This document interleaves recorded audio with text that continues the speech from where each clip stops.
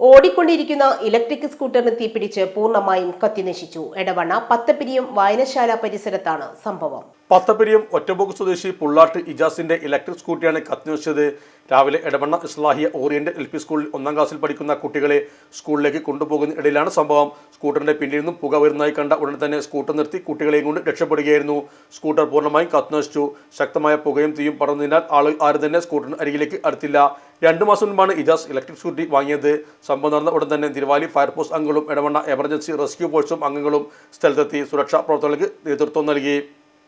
Electronics ഗൃഹോപകരണങ്ങൾ വാങ്ങുമ്പോൾ വിശ്വസ്തതയ്ക്ക് നിങ്ങൾ പ്രാധാന്യം കൊടുക്കാറില്ലേ? എങ്കിൽ വരൂ സോഡിയാക് ഇലക്ട്രോണിക്സിലേക്ക്. മറ്റാർക്കും അവകാശപ്പെടാനാവാത്ത 35 വർഷത്തെ സേവന പാരമ്പര്യമുള്ള മലപ്പുറത്തെ ഏക ഷോറൂം. എല്ലാ പ്രമുഖ ബ്രാൻഡുകളുടെയും refrigerator, washing machine, LED TV, mixie, oven തുടങ്ങിയ ഗൃഹോപകരണങ്ങളുടെ വിപുലമായ ശ്രേണിയിൽ നിന്നും തിരഞ്ഞെടുക്കാം. കൂടാതെ നിങ്ങളുടെ പഴയ പ്രൊഡക്റ്റുകൾ എക്സ്ചേഞ്ച് ചെയ്യാനുള്ള അവസരവും ഒപ്പം ഏറ്റവും മികച്ച വിൽപ്പനാനന്തര സേവനവും. മലപ്പുറത്തിന്റെ വിശ്വസ്ത home appliances partner Zodiac electronics. Traffic circle, Kottappadi, Malappuram.